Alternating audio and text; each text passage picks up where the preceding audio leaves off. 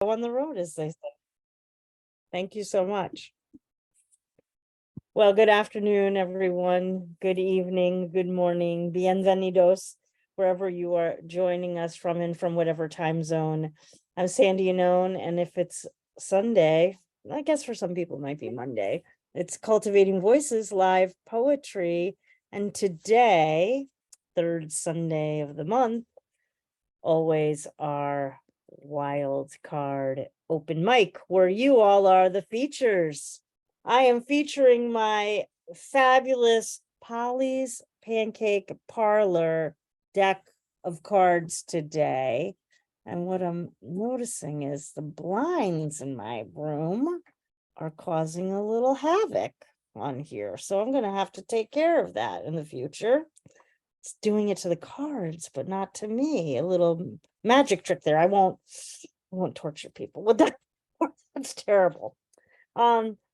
So today on our wild card open mic, we've got our 12 featured readers be reading 5 minutes apiece.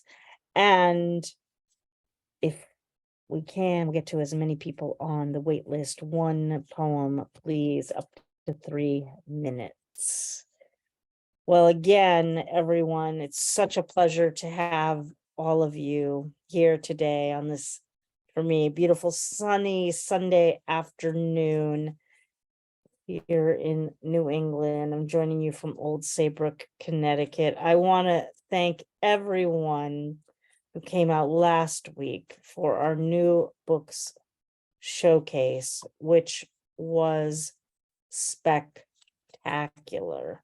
If you did not have the opportunity to join us for Maeve McKenna, Edward O'Dwyer, Caitlin Krause, and DeWitt Henry, I truly, truly encourage you to spend 90 minutes this week and watch the recordings, either on Facebook or on our YouTube, with immense gratitude to Don Krieger providing that opportunity for us to do that. I am excited to watch it again and again and again, and I am so grateful.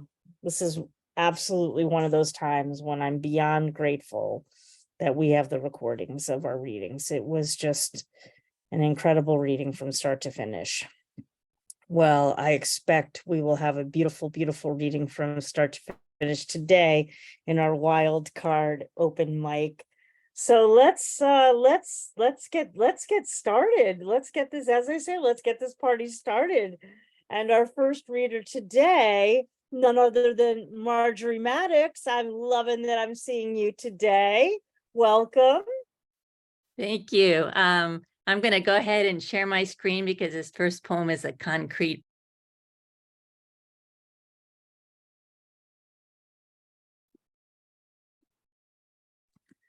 Sorry. I'm going to go ahead and share my screen, but it says host disabled participant screen sharing. So I don't know if that's possible to undo that. Go ahead. Okay, thanks.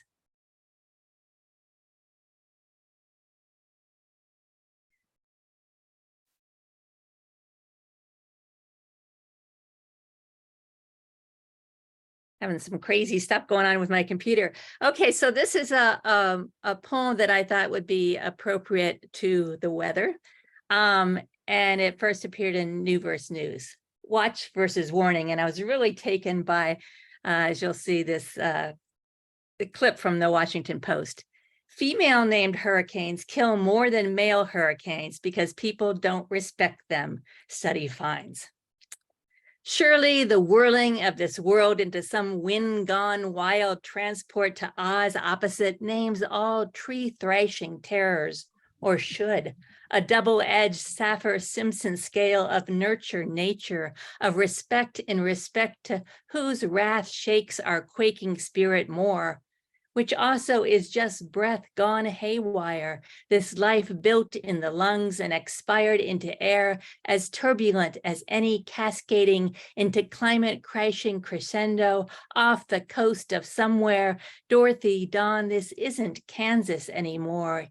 Each day the breeze and we pick up more violently broken. And I'll close this one and just show another one. Are you, oh yeah, I'll try it again. And this comes from my new book, which is a collaboration with my daughter. And since I missed the teaching episode last time, I actually fell asleep grading papers appropriately or ironically. But this is a painting of my daughter's that if you read the artist statement, she talks about a time when she was teaching children and they were on the letter E, and a student asked a question that was not about the letter E, and my daughter got reprimanded for answering it. So this is a villanelle. The letter E. Don't distract me with questions, those extraneous detours that topple learning. E and only E is today's lesson. The enemy of schedules is curiosity, omissions necessary for well-paced delivery. We yearn for no distractions. Don't ask me questions, time-wasting silly digressions of how and why. Pay attention. Our concern is E and only E. Today's lesson is letter 5. Your inquisitive obsessions are enemies of order. Don't ruin class by distracting me with questions. Creativity's the one transgression I won't allow. Sit still, don't squirm. E and only E is today's lesson. Up next, the letter F, natural progression of learning. Quiet, it's not your turn to talk. Don't distract me with questions. E and only E is today's lesson. And I don't know, do I have time for one more or not? Yeah, okay. I'll do one more on teaching then. And this is called On Defining Education. Training is everything. The peach was once a bitter almond. Cauliflower is nothing but cabbage with a college education. Isn't the seed better? Its tough, hard case beneath the juice. Flesh, just so much puffing up, skin gone soft with too much rouge. Better to be tossed out than consumed, lusted after by the colon. Or what of that lower class cabbage shredded to bits, thrown haphazardly in soups? Oh, she's the Cinderella that steals the show for the truly hungry. Nobody likes cauliflower, cowering on fine china, the ugly sister decorated with a sterling ladle's worth of cheese. Please feel free to confront. I'm not talking about who you should be, but are. Let's start with the essence of seed and see what sprouts from there. I forgot to take off my sharing there, sorry.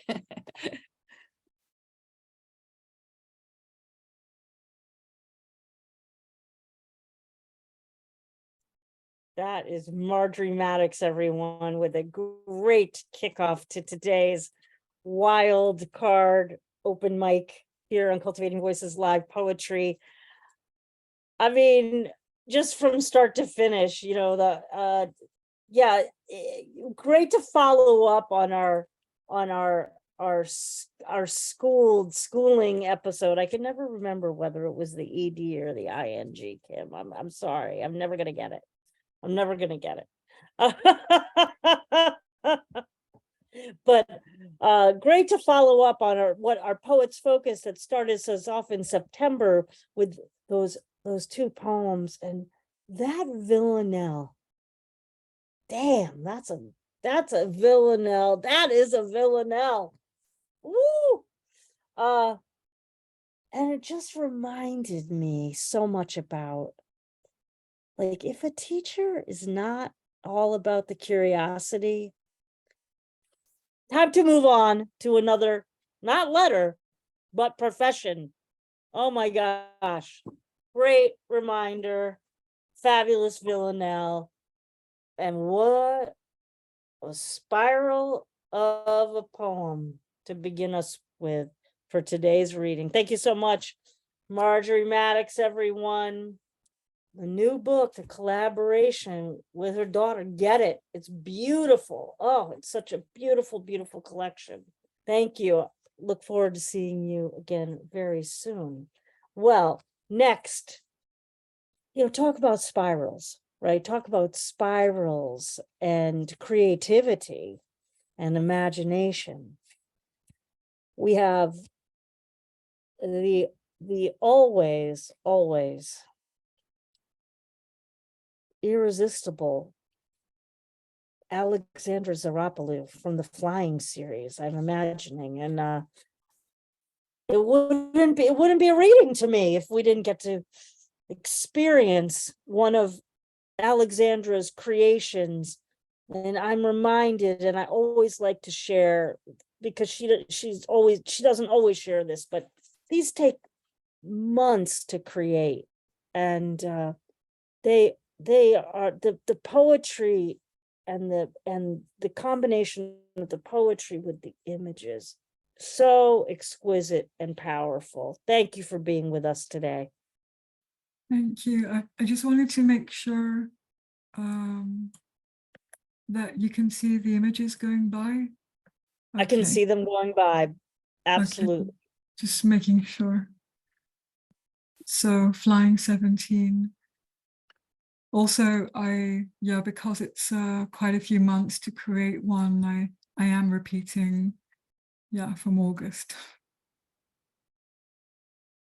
This light is mine. It is hyper-physical,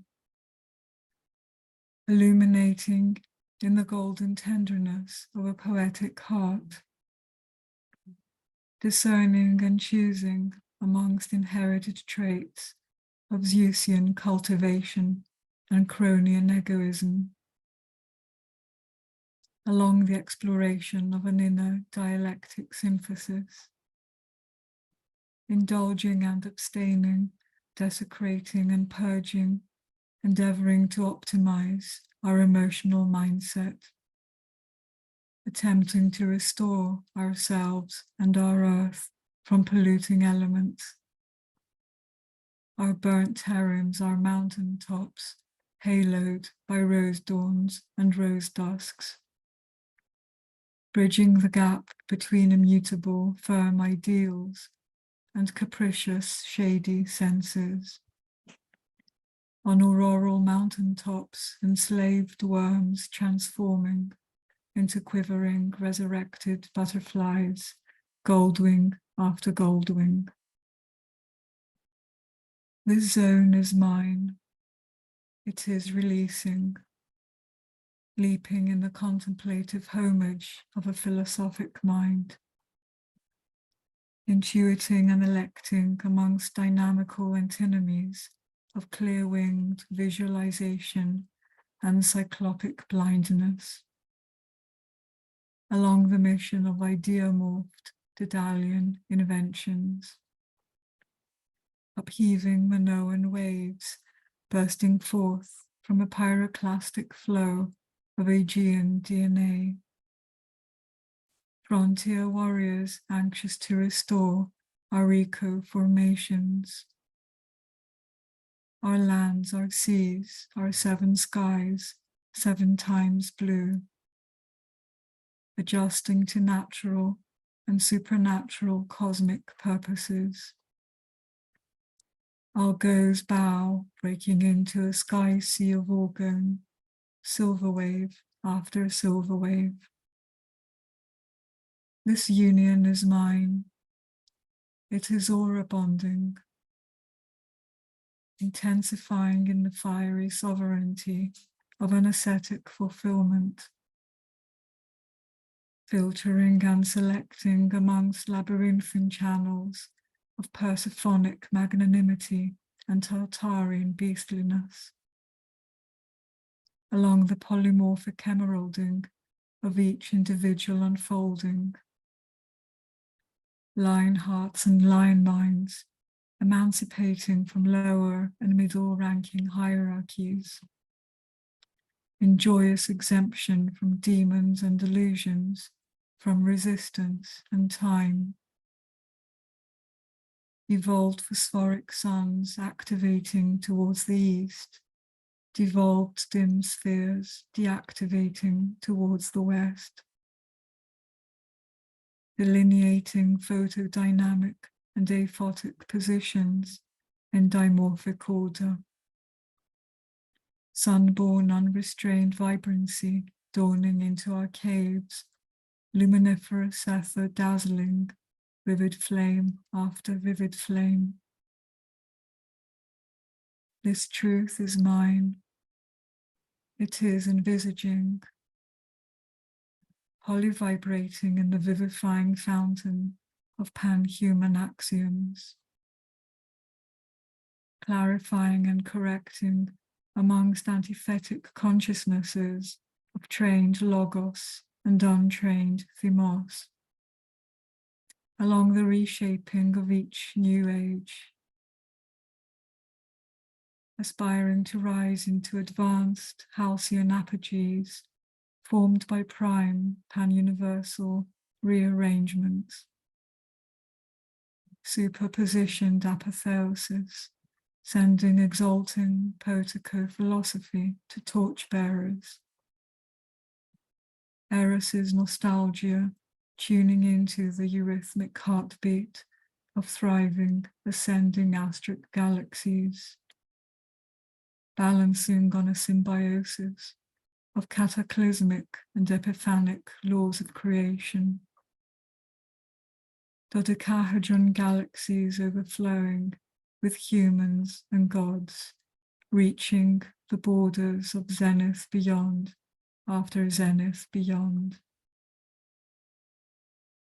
This sweet flying is ours.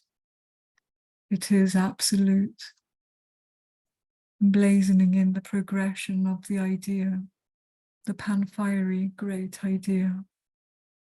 Thank you. That is just so exquisite and transcendent, and the definition of luminosity, That's Alexandra Psarapoulou, everyone, from the Flying series, number 17. And, I just want to mention that for me, the experience today, the first time hearing, I'm listening, I'm watching and I'm seeing the images, but today I really, because I knew it was a second experience of it, I was really able to, I felt like I was able to enter into the amazing imagery of the screens. And so I completely appreciate having the repetition of hearing and experiencing from the series again. So all to say, don't hesitate to bring one back that you've already produced, particularly because they take so long to create. Thank you so much, as always. What a gift to our program, as each one of you that joins us is a tremendous gift. It's what the cards bring us on our wild card open mic here on Cultivating Voices Live Poetry. And we will move next to Lenora Good with your fabulous chapeau. For those who missed it, there it is. Alexandra, I think of all of the ones you've read, that one was my favorite one so far. It's gorgeous. I have two poems. They're self-explanatory, I think. Tricksters in my life. For my son, Aaron. 1. My son is Coyote. Teaches me not to take life so freaking seriously. 2. Crow is old friend. Hodho to Aaron, to me. Tells Aaron crow jokes. 3. Podho visits, tells me crow jokes. Podho laughs. I do not. 4. Does Aaron understand crow jokes? He's not telling one way or the other, just smiles. 5. Podho receives offerings, crackers, shiny things, songs from the heart. 6. Sometimes Podho teaches a new dance to go along with his song. 7. When I write letters, Podho sits on my shoulder, keeps my mood light. 8. Letters to friends, letters to Aaron may weigh no more than Podho's lightest feather. 9. Podho carries a heart as large as the heavens in his small feathered breast. 10. Podho carries my hurts, my tears to Grandmother Moon. 11. Grandmother Moon returns love, laughter on the black wings of Podho. 12. Coyote and crow meet in a field, dance to the beat of old owl's hoots, sing, laugh in the color of sunlight, in the color of mist, tell jokes to the world as the night rolls in. 13. Do you hear? Will you hear? Do you listen? Will you listen? Aho.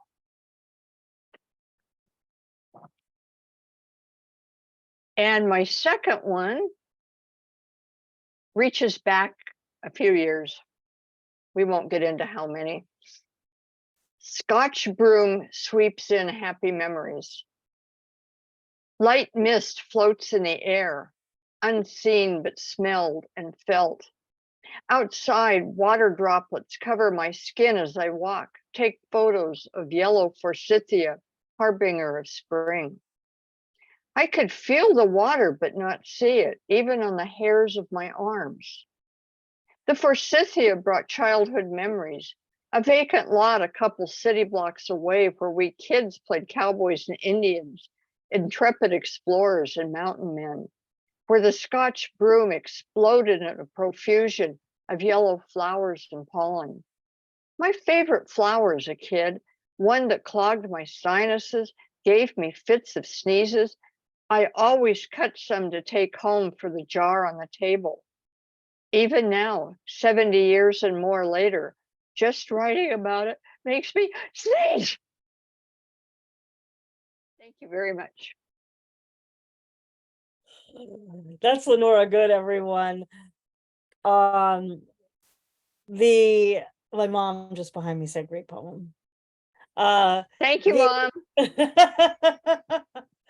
This is the benefit of being in the same vicinity of my mom. The one exception is when she sneezes in the background. Yeah. So, we're working all out here. She's laughing.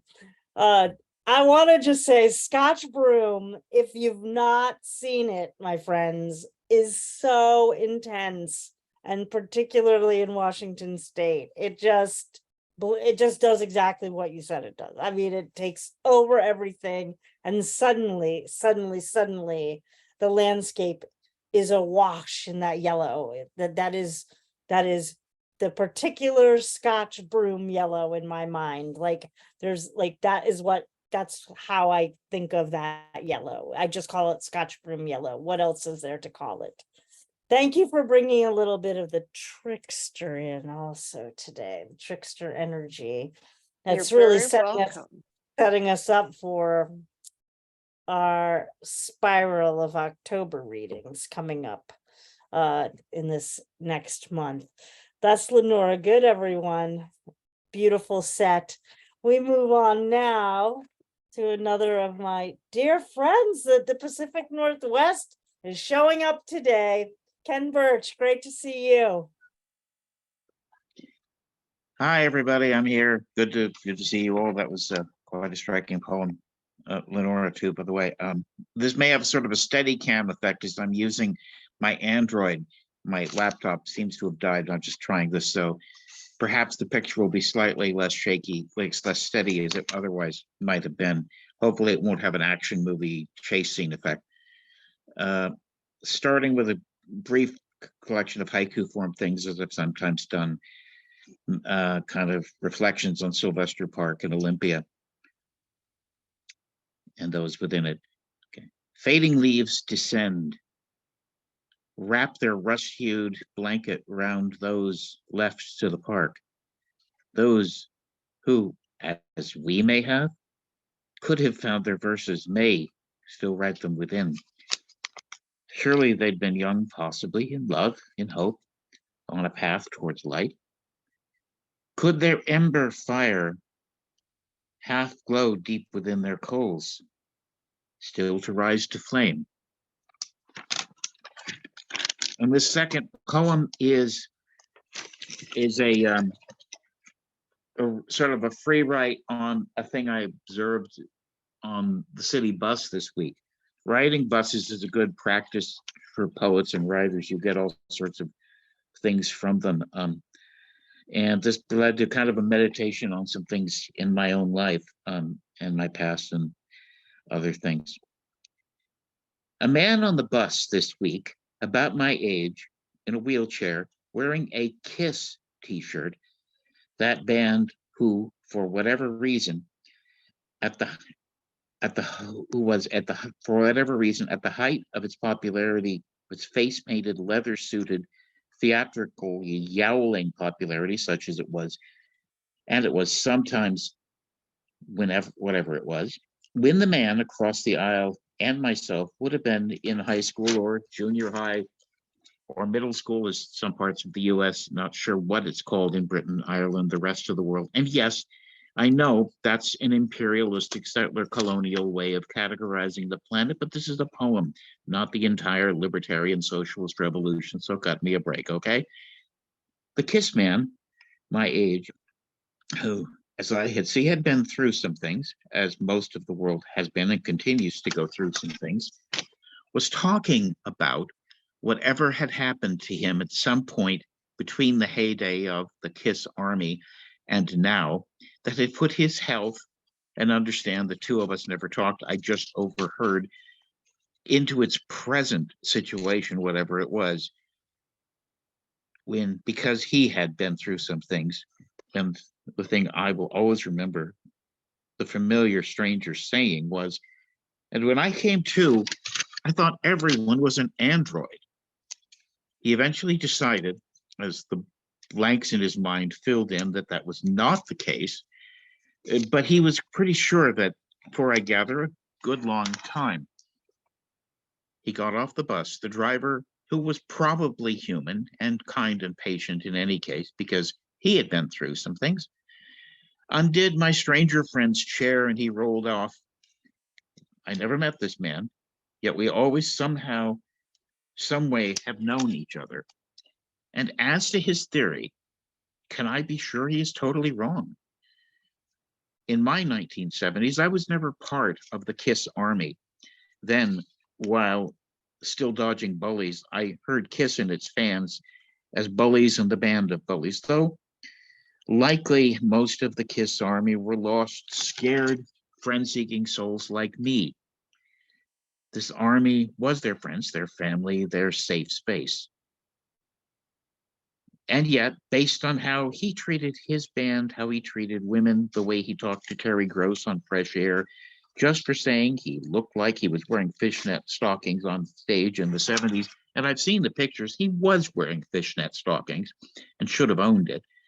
Rather than verbally tormenting an innocent national public radio host, I can say with more than a little confidence that Gene Simmons' lead tongue of KISS is an android. And all of us will still have more things to go through. Thank you.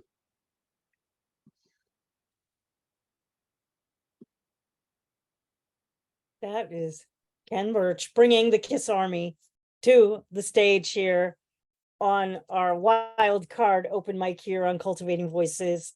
I have to say, Ken, my brother was a member. And I never, ever, ever understood like what like, what was going on? I just kind of ignored it. He was in his room, I was in my room, I was listening to James Taylor, he was listening to Kiss, like that kind of stuff. Carly Simon, Jackson Brown, my brother's like listening to Kiss and Brian Eno and Rush and all of that. Just okay. Oh my gosh. But now I'm just like, Kiss is kind of wild and radical, and I might have to start listening to Kiss and like starting all over again, going back to the future here. Well, it's our wild card open mic, friends, and and thank you for bringing Sylvester Park to my remembrance, of course, because if I'd been sitting in Olympia, Sylvester Park would have just been like, down the street, proverbially right outside my window. But for reminding me about Sylvester Park. That's Ken Burch, everyone. And now again, another Pacific Northwester, Ben Olson. Hello, my friend. I'm so glad to see you. I think the last time we were at a bonfire at my house, so in Olympia. So great to have you with us today.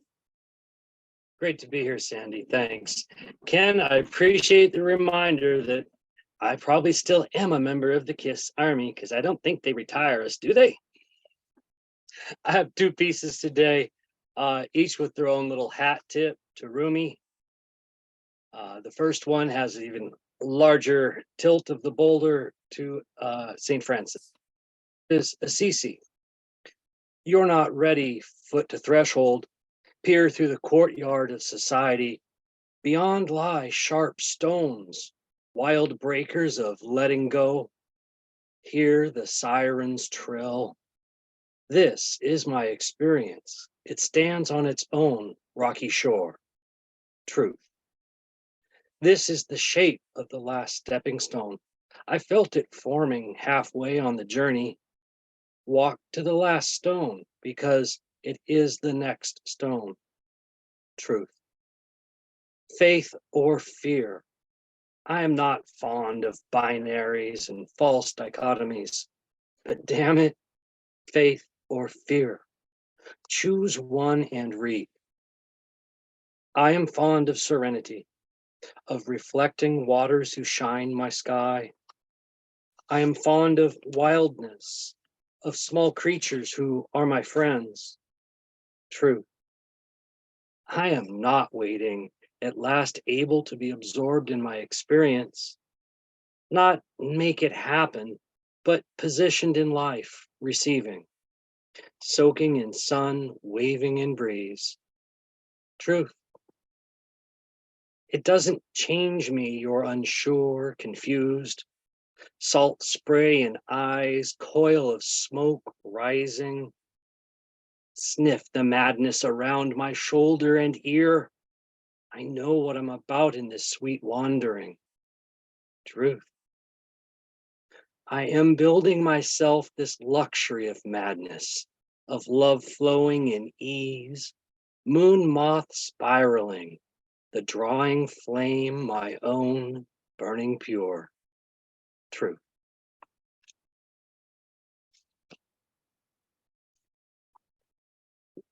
This is Lotus Calls Me Lover. Now I've wondered, if I were a pollinator, what would I be? A hummingbird, a bee? Ah, no, it's a moon moth for me. Let me circle as the seasons climb, flitting to and yon, cross field and pond. Alight this night on vine and pad. Sample nectar's sweet, perhaps in swooping loops upon potted porch flowers perch. Return to skies with a flap, a lurch. My legs and wings would carry pollens to and across summer's long hours. I would frolic and feed throughout the darkened night until rosing sun, ruddy first light sends me to bower. All my dreams would be daydreams as I snooze till the night. Nestled close, wings wrapped round my scaled body, clinging under leaf where I've sequestered myself at first light. Yes, I, moon moth, would-be lotus lover and frangipani friend, my passions for their pollen thriving without end.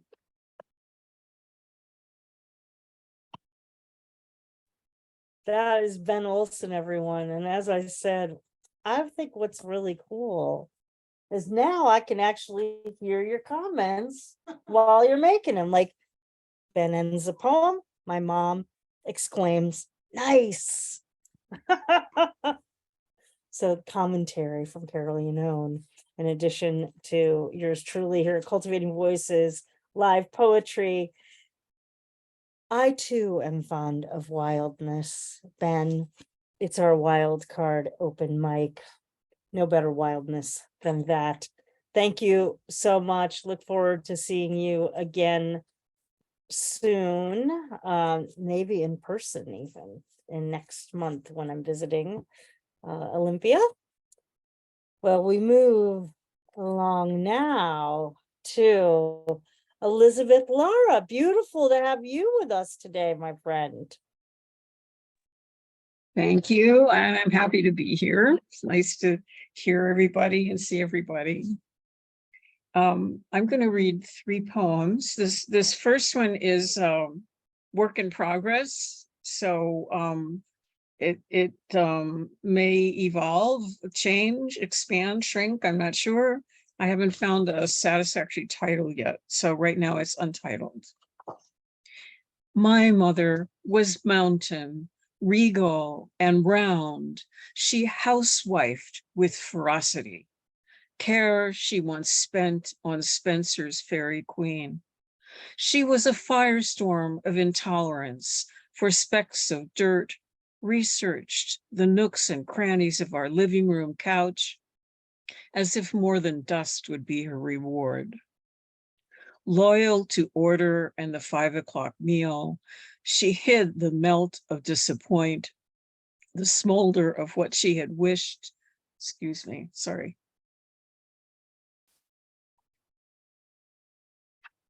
She hid the melt of disappoint, the smolder of what she had wished to be.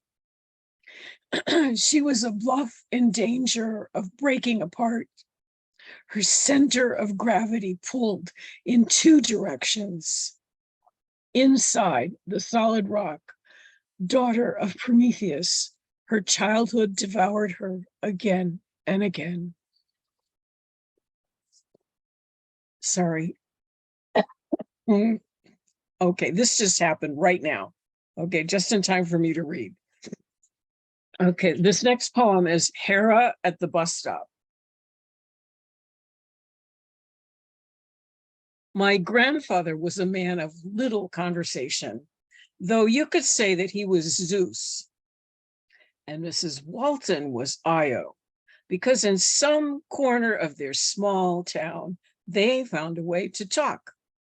And that day when my grandmother, you could say she was Hera, all perfumed and hatted and dressed to go to town, was waiting for the bus.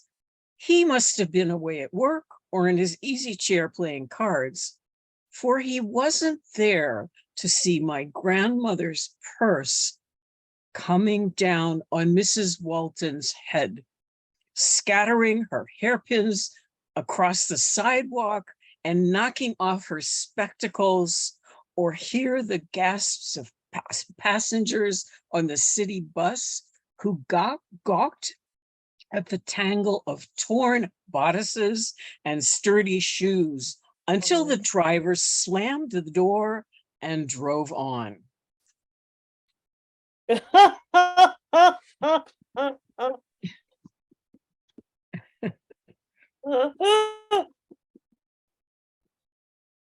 Oh my gosh, I heard that wallop. I heard that wallop. Oh my gosh, I didn't realize I was unmuted over the whole time. Oh my gosh. What a poem. What a poem. What a poem. Did you have a third one? I have a third one. There you go. Okay, sorry. Okay, this is the Yeah, last one. my apologies. No, it's okay. It's not too much time, is it? Okay. I happen to love coffee. So I was actually invited to contribute to an anthology of coffee poems. So this is my coffee. It's called Arabica. The coffee makers brought what they needed: beans, brazier, grinder, pot, small, fine-handled cups, a low clay table, atop a frame where the village carver had cut tendrils and lines, a canthus birthed from his expert hands. In the corners, a silent prayer. The women sat on the patio, dresses blooming around them, headscarves bursting with reds and yellows. In the Middle East, the coffee is thick and full of stories, a fine powder boiled with sugar to taste. Arabic, Greek, Turkish, all the same, the name a matter of geography. You will drink but not drain your cup, because you must place your saucer on top and gently reverse it until the sodden grounds drop. And then your friend will look into it and tell you, you will travel to India, or your husband will come home, and that the rain she sees will wave you towards the sun. Okay, now I'm finished. Thank you. That's Elizabeth Lara, everyone. Beautiful, beautiful poems. I love that. You know, that I could feel the thickness of the coffee. Oh my gosh. And of course, as you heard me say before, I could hear the wallop of the purse. Oh my gosh. Those are terrific, terrific poems. Thanks for joining us today. Well, next we go again, folks. It's our wild card open mic. Just a reminder here on Cultivating Voices Live Poetry. Our features today, our 12 features, have 5 minutes apiece, and then we hope to sneak in a few folks on the live open mic. We move next to Gordon Ferris. Good evening, my friend.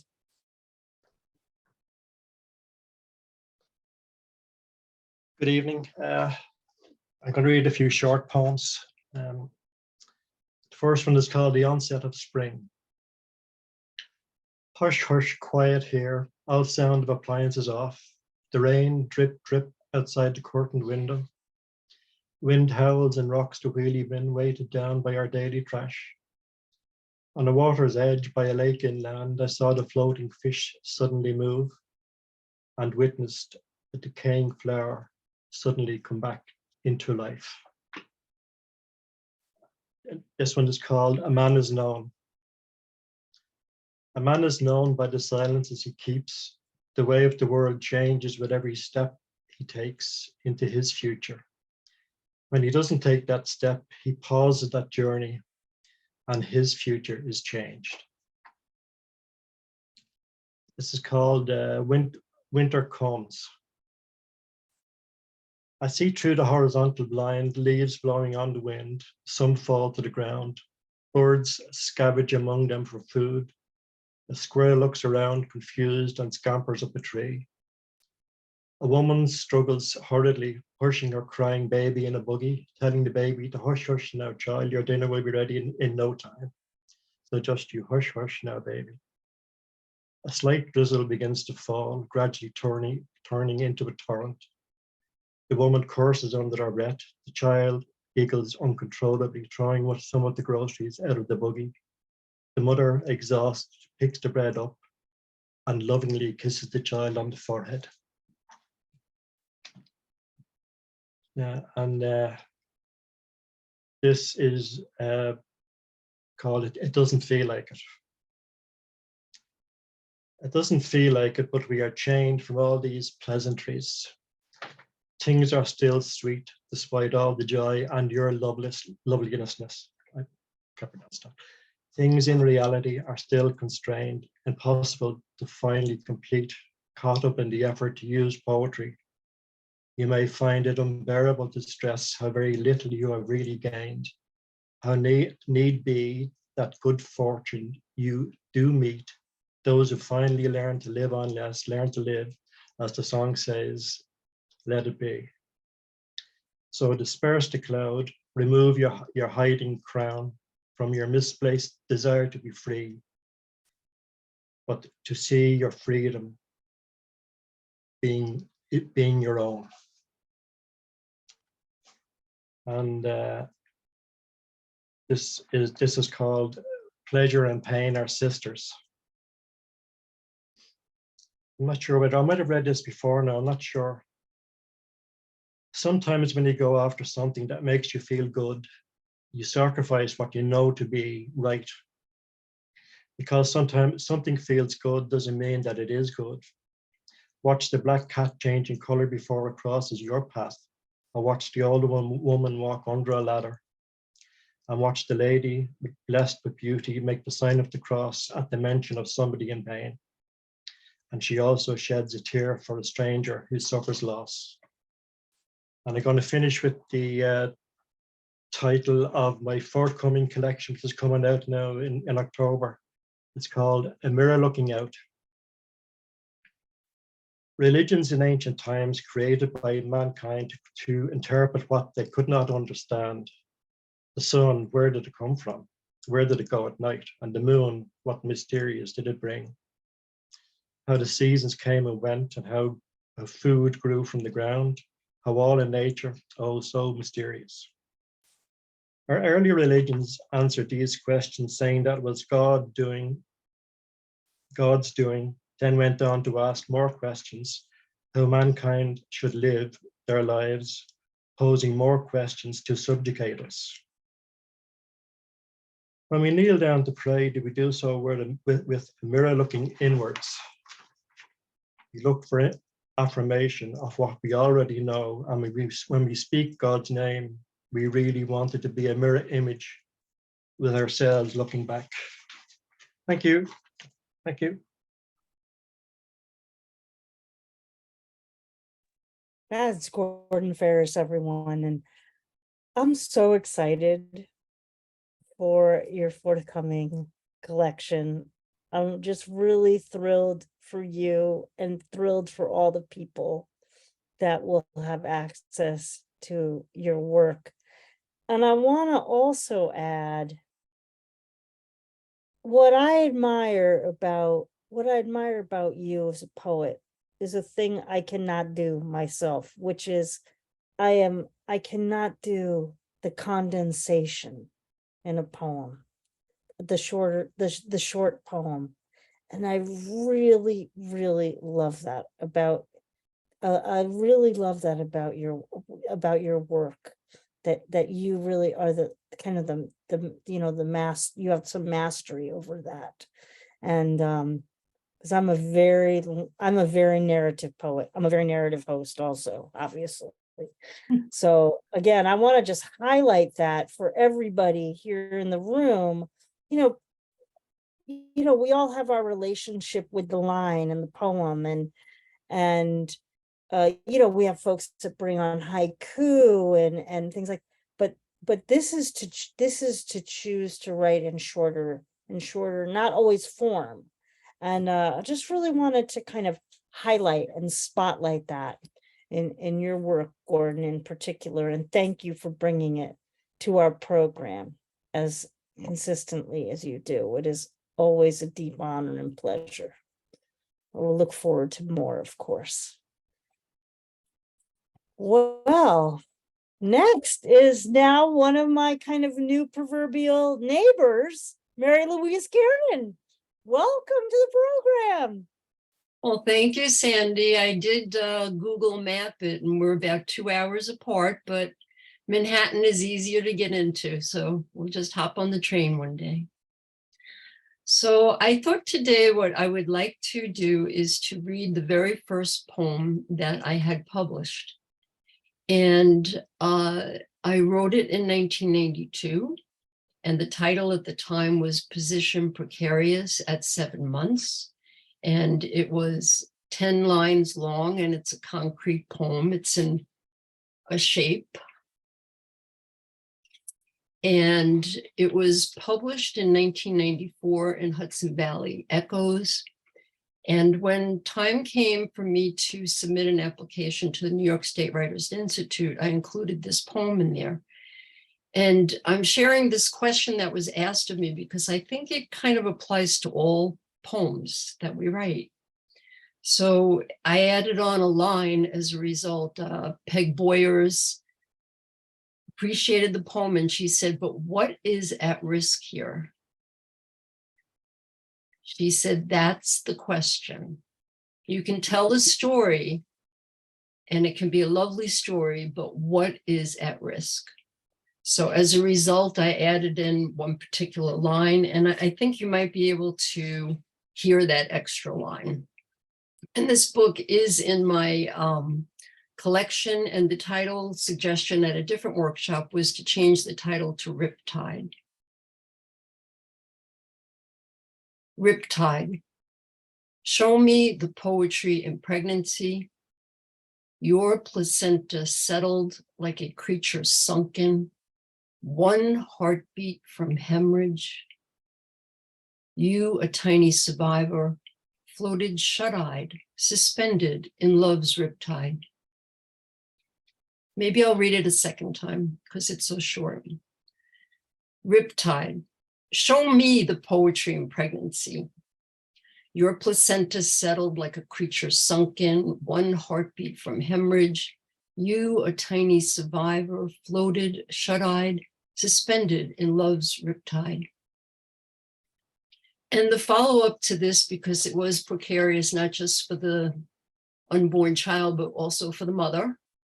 And now 30 years later, that baby let me know while I was in Ireland that she is engaged to be married. So poetry is about living things and lives, and yes, the circle. And so that's the postscript to my pregnancy poem. Thank you all for listening. Yes, and I see one heartbeat from hemorrhage. That was the line that I added in to show what was at risk. Such an amazing line. Absolutely. Oh my gosh. That's Mary Louise Kiernan, everyone. You know, in 5 minutes, you know, here we are on the wild card open mic, and each of you have 5 minutes when we do the wild card. There are so many lessons to be learned from just 5 minutes. I feel like that was a completely compressed poetry workshop, condensed into 5 minutes, reminding us what is at risk here in each of our poems. And also, like, one of my poetry professors, Bill Knott, always said, there's one line in your poem. There's always a line that is telling you what the poem is doing. And so when we're in the throes of what we're writing, you know, we're not going to necessarily know what that line is. But when we review, we can often go back and pinpoint, oh, there's the line that's telling me what I'm doing. And sometimes it's telling me what I need to do, like, or what's not working here. But in that poem, oh, it was all working. And also, I love this idea of going back and looking at our previous work and bringing it back into the light. What are the lessons that we can learn from that? We're very, very focused often on the new work, the next thing. I want to show you the original is on loose leaf paper. Oh, yeah. That's how I wrote all my poems. I refused to do it on a word processor because I would look at the word processor and the words would be locked in on the page and I would be like, now I'm stuck. So I needed to go back to my old loose leaf. And I keep all the versions. I do too. And again, about process, here it is. Like, you know, that shift that created transition when we started using the word processors. Oh, thank you so much for coming today. That's Mary Louise Kiernan. Many lessons learned and a great poem, and some history on Arts Our Wild Card open mic. Well, next we move along. Oh, let me just say 2 hours is nothing for me.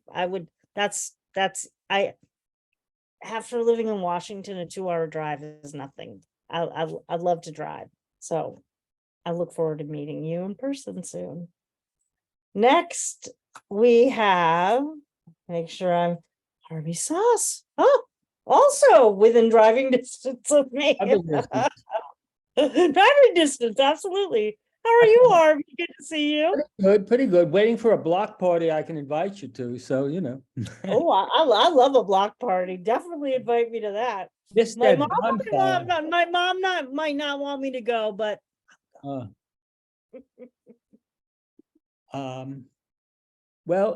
this should run just about 5 minutes. I've never read it before, so it should be interesting whether I get it right. It's called That Other Jesus. Can you hear me, by the way? Hello, can you hear me? yep, we can. You sound great. Okay. That other Jesus. Wiseman waltzed right by his mother as she pushed him out and away from her, swearing to a man they heard God muttering, "Not my child."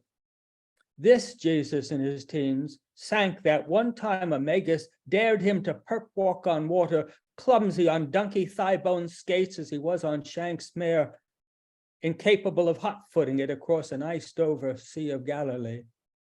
Deemed too misguided on the road to Masada to be followed closely by hipster acolytes who wouldn't have friended him if they had had the internet. Not attracting the attention of that better-known fellow, whelped out of thin air with the sameness and otherness of a homonym, numinal rapper and proselytizer J.C., said to have driven his donkey as today's fossil-fueled idiots do their monster trucks, kicking up dust on the high holidays and leaving more conservative rabbis in his wake, shaking their heads. Why me? Oy vavoy, Hebrew predecessor of the Yiddish phrase oy vey, commonly employed in the Common Era, even by those who'd never met a Jew. Really, our schmuck's only relationship with his name brother was begging scraps from the Last Supper and coming away with a bit of kebab. Nothing that would have earned him a spot on anyone's cross or a kiss from Judas Iscariot. No epistles bore his fingerprints, his most memorable pronouncement roughly translated being "Kiss my tuchus, you Roman dogs," or was it "You damned Roman dogs"? I forget my bar mitzvah learning. At all events, his canine-centric imprecation would have been in Hebrew or Aramaic, and incomprehensible to pagans rumored to lick each other's balls, trafe to any of the chosen, spoken too softly and from too great a distance for heat-struck auxiliaries of Rome, shuffling boredly on leaden feet, practically melting under the cacophony of helm and heavy metal to hear him and react, with too little of Zero Mostel's Tebya in him to shout defiance from the rooftops. Not that there wasn't some benefit to be derived from being number two, able to take cover behind a rock star when there was talk of crucifixion, moseying in the other direction so as not to draw attention to himself, avoiding the kerfuffle of kingdom come, raised in the shadow of God's only begotten Son, reprobate angel flying under the radar, the misbegotten one, born to be an afterthought, and as confirmed by the whispering of chauffeurs at Cantor's lips, on the wrong side of the donkey tracks. His locked up as often as the Panama Canal mother, certainly no Virgin Mary, was regarded as a font of Tsuris by local Wyatt types, known more for the tenderness of her gefilte fish, shekel, gefilte flesh, shekel a pup, than for her motherliness or saintliness. bow-legged from all those open sesames. Or as Parthenogenesis dropped a dime on it, it wasn't any beam of light that gave her that little bastard. She, his mother, Devora by name, whore by reputation, having been heard to refer to her son, she only had the one, not to be confused with you-know-who, as that other Jesus, God bless him, and to herself open for business as being no Madonna. Rumors of greatness never followed him down the rabbit hole from which he watched the genuine article be crucified. His name brother's knees bent under the weight of all our sinfulness and psoriasis, Christ's otherworldly sufferings, legendizing Golgotha. The Jesus I'm talking about now, the other guy, is that broken down J train of a fellow whose station in life, poor though it might have been, happily for him was not among the stations of the cross, not all of them signposted, likely to have given praise as he shrank back from playful Romans poking and prodding his namesake, the spear of destiny drawing blood from the lamb's flank. Thanks God, that isn't me. And that should do it. I don't know how you do it. I just don't know how you do it. I don't know how you write your poems. I don't care. I'm just glad you write them. That's Harvey Soss, everyone. Here on our wild card open mic for today, Cultivating Voices live poetry. And we are winding our way down to our final three readers in the features and heading on over. I think we're going to get to our waiting list. Thank you so much, Harvey. The Artful Dodger. Those of you in the New York area, be looking out for the reading series, and thanks again for being here today. One other thing, if I might just interject for a second, is that I Sure. was offered, I think, like a lengthy, fairly lengthy anyway, reading by some organization named CAPS, which may be affiliated with Hudson Valley Poets. I'm not Yes. sure. Okay, on October 6th at 7 o'clock. I don't have a link or anything yet, but it'll be virtual. So if anybody wants to join us, feel free to do so. That's the Calling All Poets series. Oh, is that what that is? Yeah, it is. That's what CAP stands for, and that is in the Hudson Valley. I've read on it. A number of people I think that actually are here have been on it. Great series, long-standing series, with a great reminder here too, folks. Please, when we do the wild card open mic, I'm not doing bios for each of you, so please do feel free to use the chat to let folks know of upcoming readings or upcoming publications that you have, by all means. Thanks so much for the reminder, Harvey, and I hope I'll get my CAPS invitation and I'll be able to attend. Well, our next reader, Max Vandersteen, if I'm not mistaken, I think I saw a very important announcement about you that may mean that we are in a similar boat these days. Did I see that you have retired from your position? I actually retired several years ago. You retired several years ago. Well, they So offered me I'm catching up now. I'm catching up.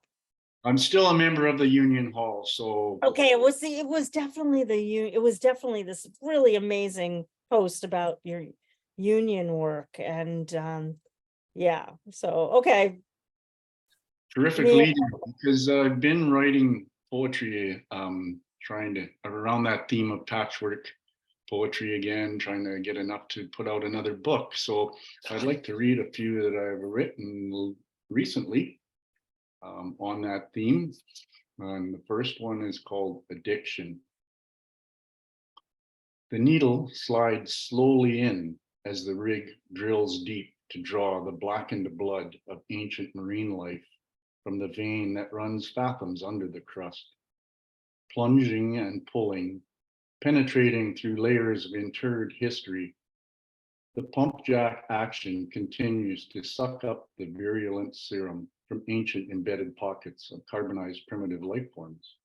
The phyla and the families of ferns, crustaceans, and Mesozoic marine organisms transformed through processes of pressure and decay.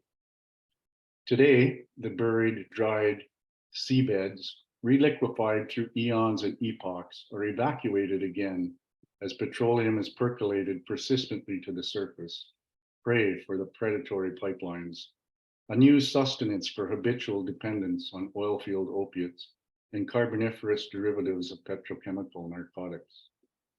This new morphological process reveals a pockmarked planet, which exhibits countless scars and scabs of the addiction to bitumen.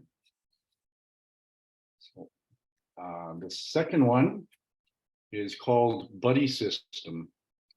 And it is a procedure used commonly in the oil field work so that nobody is in danger of being alone, exposed to anything. So things do still happen though. Buddy System. Their simple task to wash the rail car, a routine usually done daily in habitual actions calculated to perform the procedure safely.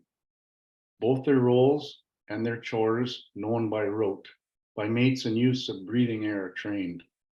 Prepared for emergency response, the buddy system inherently ingrained. Disguised in the mundane are hazards hidden and unseen by human eyes.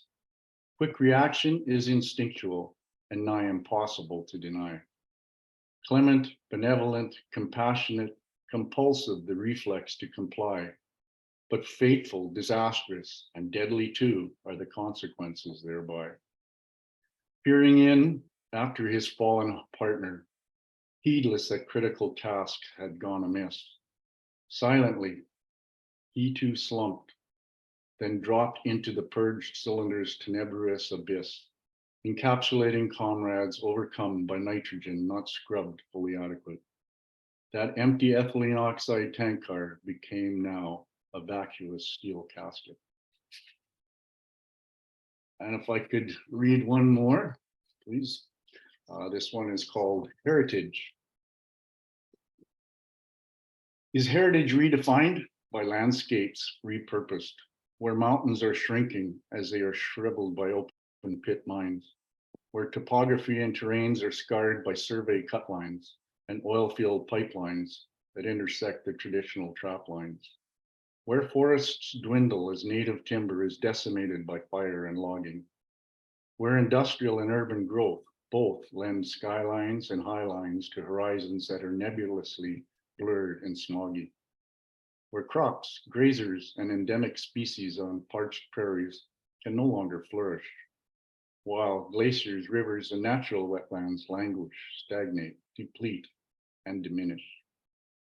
What for our sons and daughters to inherit in a homeland once generative and resplendent and flowing with abundant clear waters, where derived territories are now marked by stark ecological pollution and meteorological confusion, which deliver carnage and tragedy, where our prior perfunctory attitudes perpetrated the earthly malady that created a crisis for creatures struggling to survive changes to nature, where we convey corrupted environs and bequeath compromised communities now bereft of harmony and spirit on a planet of importunities.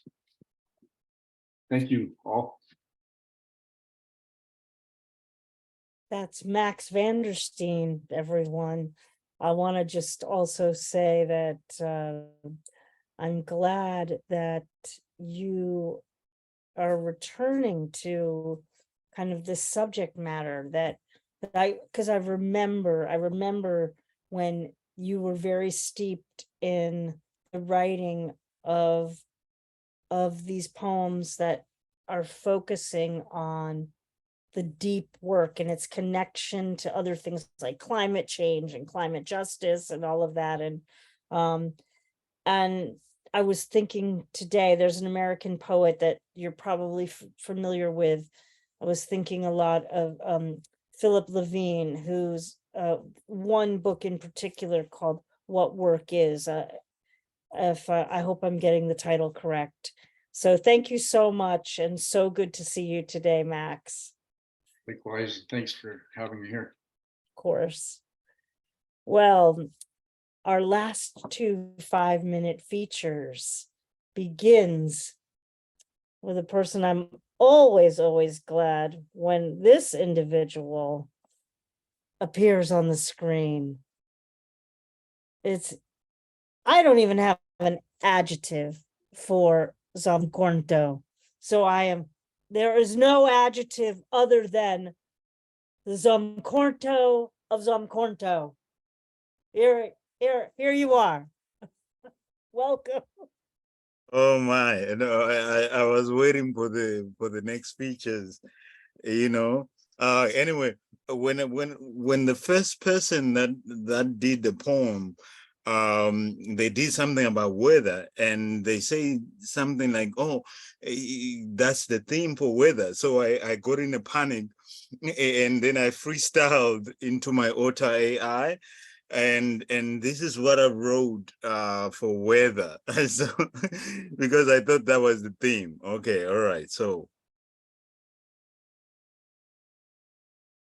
I was a hurricane once. It lifted from my lungs and said, I'm sorry. I'm sorry I choked on my voice. And if my choice had been a whisper instead of a scream, your house would still be standing today. I'm sorry. So sorry I became a sandstorm. I am sorry that in the sandstorm's rage, the sand got stuck in my throat. Otherwise, you would have used it to rebuild your home. You see, darling, you loved me, knowing I am the worst of weather, that each season brings out the worst of me. I have recoiled from the most troubling of sorrows. I am a snake whose tears have become venom. I'm so sorry. So sorry I beat you. But you didn't die. It seems to me you love standing outside when a storm hits. Are you addicted to losing yourself to me? I warn you day after day to put up your levees, but you do not heed the sign. I am a nightmare of a storm, and when a hurricane forms in my throat, it becomes a language of hurt and pain. So why would you stand outside knowing I love with such violence? You told me you are vulnerable. So why would you stand out here tempting me to become the worst weather you didn't need? I think when my grandmother died, something shifted inside me. I used to be a light rain. I did not storm at all. But I am now a hurricane of pain. A favorite recipe is now a tornado of selfish memory that I do not want to share in the least violent way. I apologize for crying violently. Tears are my new worst weather. I hurricane when I cry. I am sorry for storming your breast with that much hurt. I was a hurricane to you. I leave chemtrails of pain in the sky that turn into menacing clouds when I cry. They become dust devils that leave sand in my throat, and I want to tell you I love you, but it comes out as a storm and not my own original voice. So let me try to not speak at all. I am the worst weather in all seasons. But if you stand outside longer and can speak back to my storms, I promise, I pinky swear, I will not pulverize your home. Zomkhonto.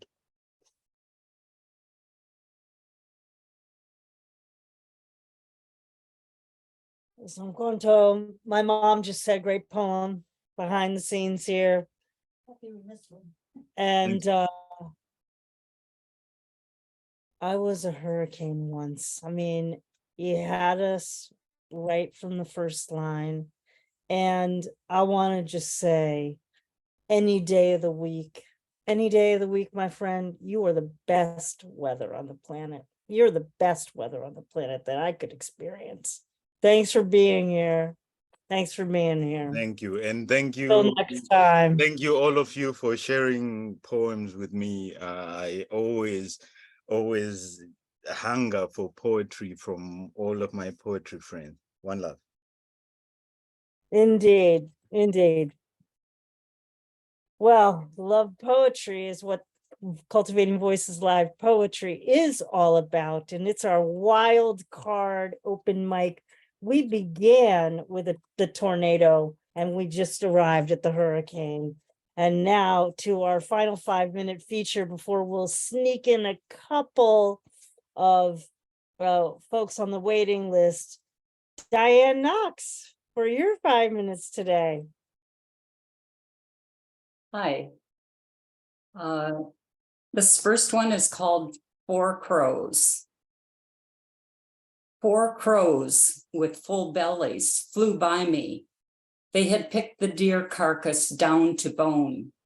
By this morning, the people in charge of picking up the remainders had done their jobs. The road now clear, no endearing distractions, simply thoughts of that sweet-faced young thing in all its furry magnificence, its presence, its ability to jump over fences, then defenseless in the open. Here, crows flying free, looking for more fine fare, appetites satiated until they find another downed meal, who didn't look both ways before crossing, ran to the other side, thinking it promising. Then a parade of onlookers with sighs, sorry to view, but unable to avert their eyes.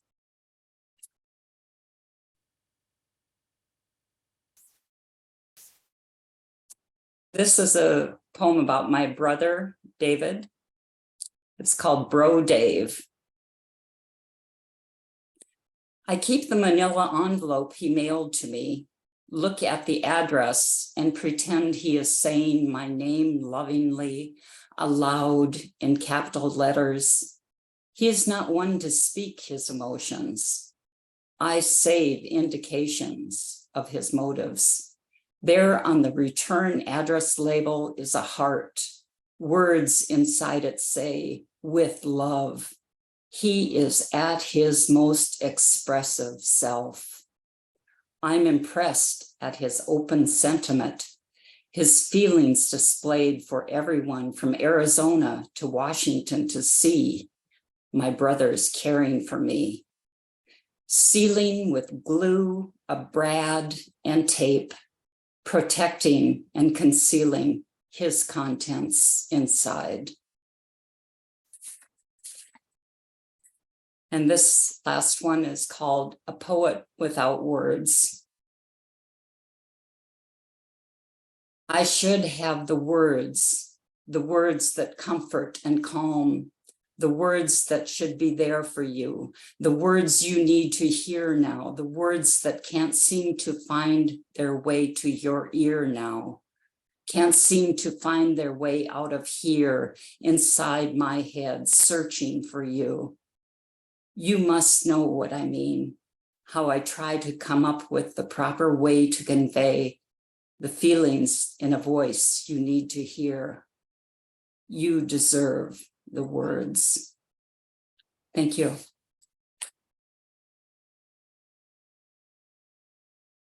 That's Dianne Knox, everyone. Wow, just three powerful poems. Thank you so much. Folks, 3 folks on the waiting list. Up to 1 poem, up to 3 minutes.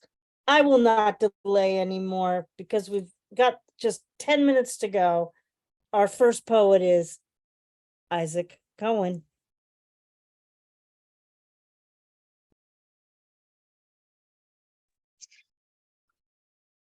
Hello, friends.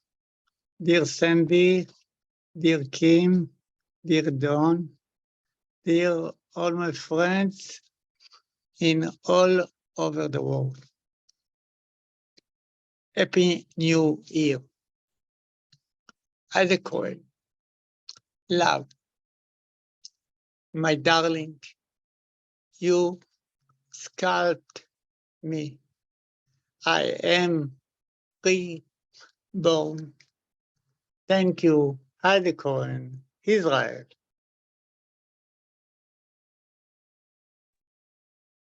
Happy New Year. Happy New Thank Year. you. You are the poet of love. You are just the poet of love. Oh my gosh. Thank you so much, Isaac.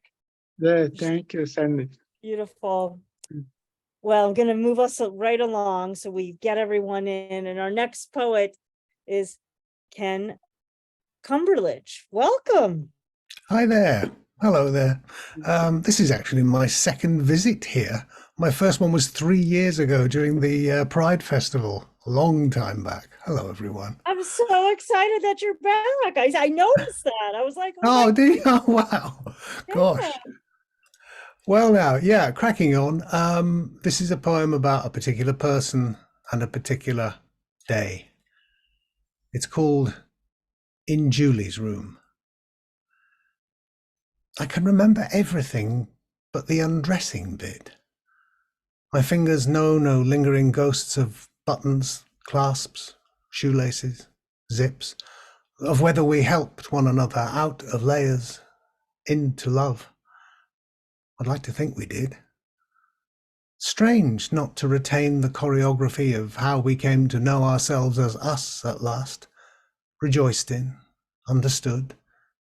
You'd think I would, that I could call the process readily to detail's grateful eye, as with all that passed between us on that autumn afternoon in Julie's room. Julie, who we barely knew, a music student, wasn't she? Someone you'd met at college. A friend, you said, though from the way she'd tilt her head and gaze at you, I thought it plain she harboured quiet hopes of being more. Called away by work, she'd let us stay, sat on the floor, playing her records, Holst, Debussy, talking low or not at all, and sipping schnapps, fire in a glass, bright, apple red. We used her bed, consigned our shyness to its loose, untidy wind of sheets to catch us as we fell each to the other, then to sleep for, a drifted hour or so, till, waking, dry-mouthed, tousled, awestruck at our own audacity and fearing her return, we fled, snuck out like thieves, ran headlong for the bus, left Julie to discover the forensic truth of us.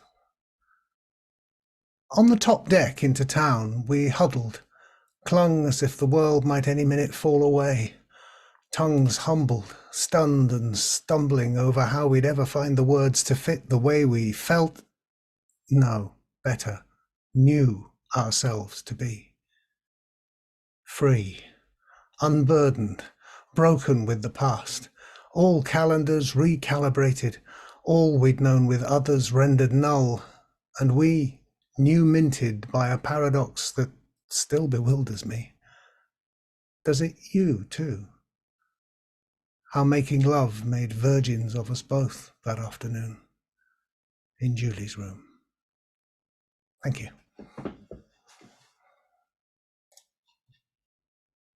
From Carol Yannone, sitting right behind me. Incredible poem. That's what she said. I wholeheartedly agree with you. That is Ken Cumberlidge. Please do not wait another 3 years to come back. You know the funny thing, I won't be able to live. I'd forgotten the name of the open mic. And so I signed up tonight and I went, hang on, that name rings a bell. And it's, oh, it's Sandy. And then, of course, yeah, I thought, well, Oh my about time. gosh, beautiful. What a poem. Thank you. Lovely Thank to see you you. so much. Great to see you. You Yes. really made my day. You know, everybody here's made my day, but you know, to have someone come back after 3 years is it's a beautiful thing. And I always love it when we reconnect. So thank you. Thank you. It's Well, been a our great night. final poet, yeah, it's been great. It's really been a great evening. Our final poem and our final poet for today is Terri Rose Jertson. Great to have you with us today, Terri. Thank you. Thanks for giving me some time to read. I'm going to read a short piece because most of my pieces are short. And of course, it's about the moon and the sea, two of my most favorite things. Mine too. I stake my claim of you. Your waters respond to my push and pull. I encourage every wave to flow in my afterglow. We will endure forever, never parting company, even when we don't agree. There is an eternal need for us to be or not to be lovely. But who can really compare themselves to this heavenly body? Sing me your soothing lullaby, a joy to my ears, salty lips provoking tears as sleep engulfs my craters. Your warm mist blankets this luminous orb, glowing together in our intercourse. Rise to embrace the scene, creating timeless memories to inspire future poems about the moon and the sea. That's me.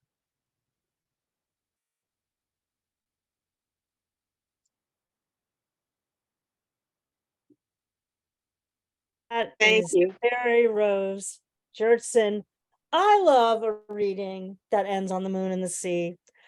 I love a reading that began with a concrete poem in the swirl of a tornado. I love that we got to talk about hurricanes today. I pretty much loved everything that I heard today. Didn't you? Yes. You've got the mama endorsement of everything that happened today here on Cultivating Voices Live Poetry, our wild card open mic. Oh my gosh. Folks, would you please unmute for a moment and show your appreciation for our extraordinary lineup of folks that read today. Thank you for all your poetry. Bravo. Let us all enjoy Thank the you, very everyone. fact that poetry is our heartbeat, and let us Indeed. go out there and write some more. Yes. We are poetry, but more than poetry, we are poet free. Yeah. Beautiful. Huzzah, huzzah. Bravo. Everybody Thank you, we everyone. heard today, a reminder, at the top of the hour, Marjorie Maddox, Alexandra Psarapoulou, Lenora Good, Ken Burch. Oh, Alex always bring. Yeah, Ben Olson, Elizabeth Lara, Gordon Ferris, Mary Louise Kiernan, Harvey Soss, Max Vandersteen, Zomkhonto, Dianne Knox, Isaac Cohen, Ken Cumberlidge, and Terri Rose Jertson. What a fabulous wild card open mic, the first of our fall season here on Cultivating Voices Live Poetry. No wonder it was from my Polly's Pancake Parlor deck in Sugar Hill, New Hampshire. If you love a good pancake, they're not paying me to say that. I say it fully from the heart. If anybody wants to meet me up there, private message me. I will gladly drive the 3 or 4 hours it takes to get to Polly's Pancake Parlor. Folks, I want to remind you before we leave here, it's 4:30 right now, my time. before we close out for today, of our extremely special event coming up next Sunday. And I'm gonna ask if, I can't cue it up. I can't cue it up. I was gonna have you cue it up, Kim, for me, but that's fine. Happy to do that. I can share Oh, screen. I okay, have it very ready. good. Let's share screen. Let's read the name of the program, In Remembrance. This is next Sunday, September 24th, In Remembrance, celebrating the lives of Minnie Bruce Pratt and Leslie Feinberg, reading sponsored by Cultivating Voices and Headmistress Press. And here it is in all of its glory. There they are. There they are. I truly hope you can join us for this extraordinary afternoon, evening, morning of poetry and remembrance of these two. Minnie Bruce Pratt, of course, was a member of Cultivating Voices Live Poetry. She passed away this July, early July. And we will be celebrating and honoring them with this tribute, with the following featured readers: Liz All, Chinny Chen, Kai Coggins, Suzanne Gardnier, J.P. Howard, Jenny Johnson, Kicha Kulpera, Mary Miriam, Kitty Sue, and Julie Marie Wade. You will not want to miss this reading. That's next Sunday.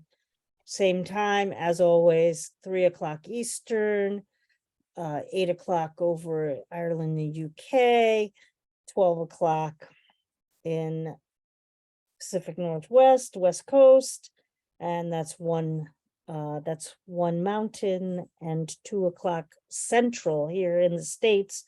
Check your time zones, friends. I'm not able to do the mystical time zone converter on the fly here. So check your time zones. Please do join us. And with thanks to Kim Ports Parsons for the stellar graphics, helping us with our collaboration with Headmistress Press. And I'd like to make a plug, Sandy, even though it's 2 weeks away. Go right ahead. Some folks might want to know what the Poets Focus theme is in 2 weeks. They will. I will For our themed open mic, first program in October. Ode. The word is ode, my friends. That's our I'll Poets put Focus. that in the chat. That's our Poets Focus coming up on Sunday, October 1st. The open As mic. in ODE? As in ODE. Oh, okay, I got it. The ode, yes, the ode. The ode, it'll be an ode to odes on our Cultivating Voices live poetry, Poets Focus. I'll just highlight quickly because I know she's in the room. One of our poets coming up on our new book showcase of October, Yeva Johnson. And of course, we'll return back with the wild card open mic, a very kind of witchy wild card open mic for October. Well, that's it for me today, my friends. I thank everyone for joining us here on Cultivating Voices Live Poetry. As always, I like to end the program reminding you all to take very good care of yourselves, take exceptional care of your beloveds, and look what happens when you keep writing. Bring it on, bring the odes on, and join us next week for our special event with Minnie Bruce Pratt, Leslie Feinberg, in remembrance. I look forward to seeing you next Sunday.